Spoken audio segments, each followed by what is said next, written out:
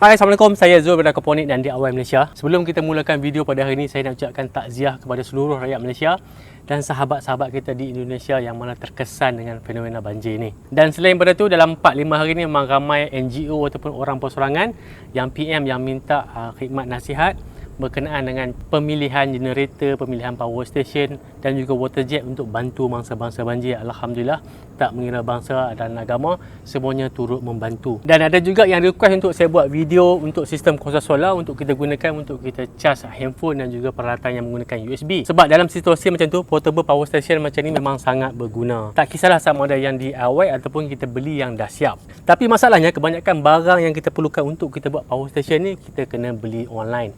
Dan shipping akan ambil masa yang lama. Dan kebanyakan kawasan yang terkena banjir ni, kurier pun tak dapat nak masuk. Dan peralatan macam power station ni sepatutnya kita sediakan sebelum berlaku bencana. Maksudnya kita memang dah standby siap-siap dekat rumah. Tapi jelah kita pun tak jangka benda boleh jadi macam tu. Dan mungkin apa yang berlaku ni boleh kita jadikan sebagai pengejaran supaya lepas ni kita lebih bersedia untuk menghadapi sebarang kemungkinan. Macam saya sendiri pun, walaupun saya ada power station, saya ada yang kecil, saya ada yang besar, tapi kalau saya tak bersedia, saya tak siap-siap power station ni pun sama juga tak berguna juga. Jadi saya sendiri pun kena perbaiki, saya kena lebih bersedia. Dah ada power station, saya kena cas. Sebab semasa banjir, masih lagi hujan, langit pun mendung. Jadi kita tak dapat nak cas power station ni dengan menggunakan solar panel. Kalau kita cas pun memang ada akan current masuk, tapi jumlah current tu adalah sangat rendah dan tak mampu untuk penuhkan kita punya power station. Sebab itulah power station ni kita kena pastikan dalam keadaan sentiasa dah dicas. Jadi kita kena sama-sama perbaiki diri kita supaya kita lebih bersedia untuk menghadapi bencana macam ni. Dan mungkin kita boleh combine lagi satu cara untuk kita cas power station ni, yang mana kita boleh gunakan hand crank charger macam yang saya buat dalam video sebelum ni. Kita boleh gunakan hand crank tu untuk kita cas power station ni dalam situasi banjir yang mana langit mendung dan hujan pun masih lagi turun. Solar panel tak boleh pakai, kita cas menggunakan hand crank charger. Jadi untuk masalah banjir ni, saya tengah design lagi satu sistem yang minimalis yang insya-Allah mampu milik. Jadi semua orang boleh ada sistem tu. Jadi kita boleh mengatasi masalah power ketika banjir, insya-Allah. Dan lagi satu masalah yang kita hadapi semasa banjir ni adalah masalah komunikasi. Kita tak dapat nak buat panggilan telefon. Kebiasaannya bila kawasan banjir, TMB akan cut power. Jadi kawasan perumahan tu ataupun kawasan yang kena banjir tu tak akan ada tenaga elektrik.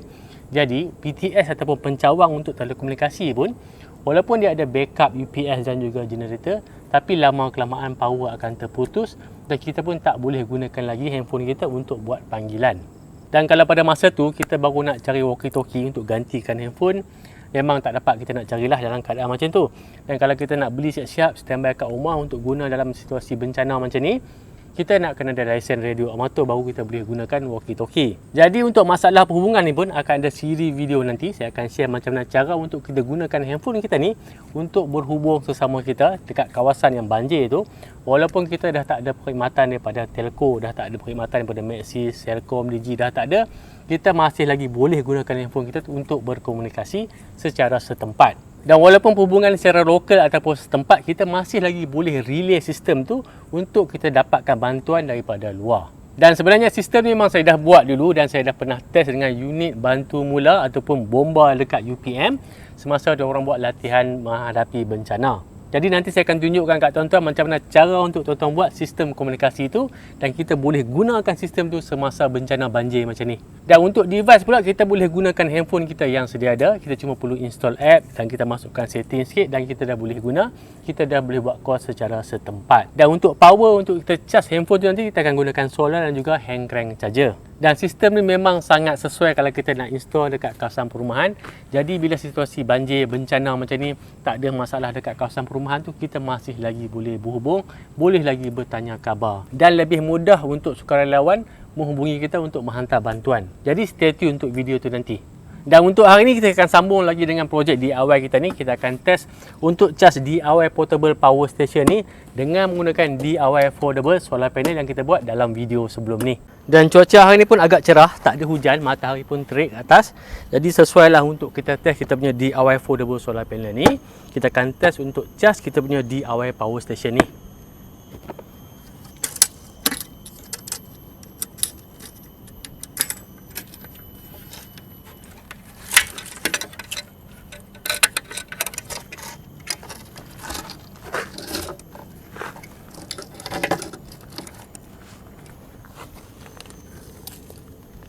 MC4 connector. Dan lagi satu kita ada jumper cable ataupun jumper connector daripada MC4 to aviation plug. Kita sambungkan dulu dekat solar panel.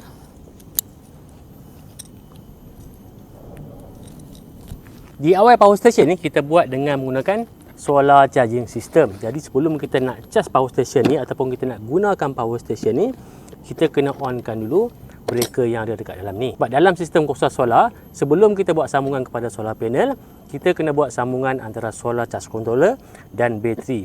Jadi bila kita onkan breaker ni, kita akan ada sambungan antara bateri dan juga solar charge controller. Kita onkan dulu breaker. Okey, charge controller kita dah hidup. Dan untuk cara-cara tuan-tuan nak buat DIY power station ni, tuan-tuan boleh tengok video dekat atas ni. Sebab dalam video tu saya dah tunjukkan satu persatu macam mana cara tuan-tuan nak buat power station ni. Saya dah tunjukkan sambungan ataupun wiring dan macam mana cara untuk kita masukkan dalam kotak ni. Yang untuk cara masukkan dalam kotak ni dalam video yang pertama, sebab yang ni adalah version 2, kita dah upgrade bateri.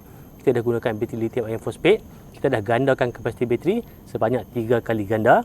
Dan power station ni sekarang ni dah jadi semakin ringan sebab kita dah gunakan bateri lithium ion phosphate. Jadi untuk video tu tuan-tuan boleh tengok dekat atas ni ataupun dekat bawah dekat video description, saya akan letakkan link untuk video-video tu. Kemudian kita akan buat sambungan kabel daripada solar panel masuk ke kita punya power station. Kat sini kita punya charging port.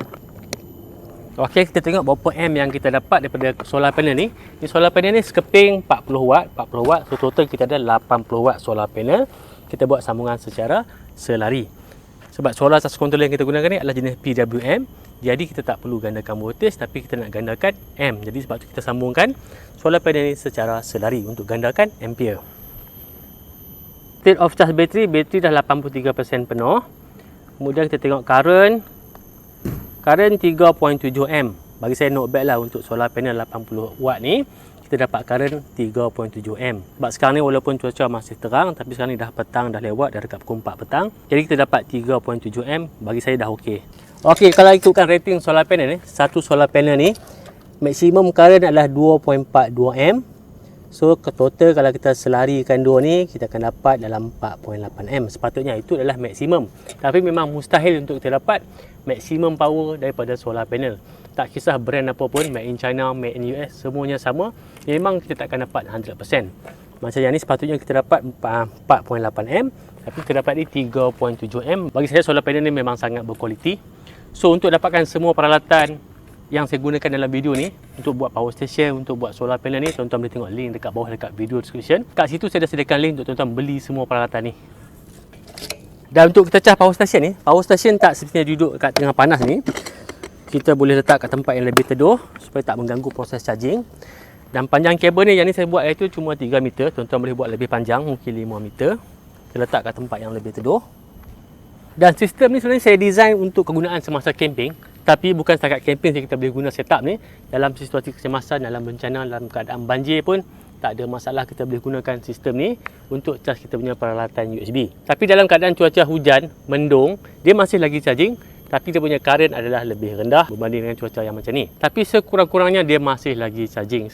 Dan panel yang kita gunakan ni adalah jenis monocrystalline. Dan kelebihan monocrystalline ni, kalau dalam keadaan cuaca mendung pun dia masih lagi menghasilkan tenaga elektrik. Jadi dia boleh charge kita punya power station ni. Dan untuk setup macam ni saya rasa tak sesuai kalau kita gunakan polycrystalline. Walaupun polycrystalline boleh menghasilkan tenaga yang lebih, tapi untuk poly ni dia perlukan matahari yang betul-betul terik macam ni baru dia boleh menghasilkan tenaga elektrik. Jadi bagi saya yang sesuai, gunakanlah monocrystalline. Okey, sambil kita test kita punya DIY foldable solar panel dengan DIY power station tu, saya nak share dengan tuan-tuan semua tentang power station ni. Sebab hari tu memang ramai yang bertanya tentang power station ni. Dia orang nak gunakan power station ni untuk hidupkan water jet, nak bantu masa banjir untuk cuci rumah. Sebab situasi dah selepas banjir, air dah surut, tapi supply daripada TNB masih belum ada sebab TNB atas sebab keselamatan dia dah matikan supply. Takut berlaku data pintas. Jadi ramai sukarelawan yang nak bantu masa banjir ni, dia orang ada masalah supply sebab nak gunakan water jet kita perlukan tenaga elektrik. Tapi saya memang tak rekomenkan tuan-tuan untuk gunakan power station ni untuk hidupkan water jet. Secara asasnya memang boleh sebab untuk power station ni dia punya maksimum output dah 2000 watt dan kapasiti bateri dah 2000 watt hour. Dan kalau kita tolak reserve sebanyak 10%, tolak efisiensi mungkin kapasiti yang betul kita boleh guna dalam power station ni adalah 1800 watt hour. Jadi saya dah test dengan saya punya water jet. Water jet saya tu kecil je untuk home use. dia punya power dia draw dalam 1035 watt. Jadi kalau kita gunakan water jet dan kita hidupkan water jet tu dengan menggunakan power station ni, kita cuma boleh run water jet tu selama dalam 1 jam lebih, mungkin dalam 1 jam 40 minit. Jadi saya rasa untuk situasi tu tak sesuai kita gunakan power station yang macam ni. Dan yang lebih sesuai kita gunakan adalah generator, sama ada petrol ataupun diesel. Sebab yang ni bila kita dah guna dah habis, kita perlu charge balik. Dan kalau dengan 1 jam lebih tu, mungkinlah 1 jam 40 minit mungkin kita dapat cuci cuma satu rumah saja. Jadi saya rasa tak praktikal. Jadi memang saya tak rekomenkan diorang untuk beli yang ni. Dan saya rekomenkan untuk diorang beli generator petrol ataupun diesel yang 2 kVA ataupun 2.5 kVA. Sebab 2 kVA bersama dengan 1300 watt. Jadi yang lebih elok antara 2.5 ataupun 3 kVA lah kalau kita nak gunakan untuk water jet. Dan kalau yang ni lebih sesuai untuk home backup, sebagai contoh dekat rumah mangsa banjir. Kalau kita mampu kita sediakan power station yang besar macam ni. Kalau dengan yang ni, kalau setakat untuk lampu, untuk peralatan USB, mungkin 2 minggu, 3 minggu pun tak habis lagi. Sebab dia memang besar, kapasiti dia 2000 watt hour, tolak efisiensi tolak dengan reserve dalam 1800 watt hour memang besar, dan output pun dalam 2000 watt. Tapi harganya memang agak mahal, saya tak nafikan. Harga dia dalam RM7,000. Dan sebelum ni kalau nak beli pun kita kena order daripada Filipina. Tapi sekarang ni dah mudah kalau tuan-tuan nak beli power station ni. Sekarang ni dekat Lazada pun ada jual. Saya akan letakkan link dekat bawah dekat video description kalau tuan-tuan berminat dan mampu untuk beli power station yang macam ni. Dan lagi satu option yang lebih kecil dan yang lebih murah, tuan-tuan boleh beli yang ni. Yang ni daripada M&A Gadget. Yang ni pun tuan-tuan boleh beli dekat Shopee. Saya akan letakkan link dekat bawah dekat video description. Yang ni dia punya kapasiti bateri cuma 140 watt hour.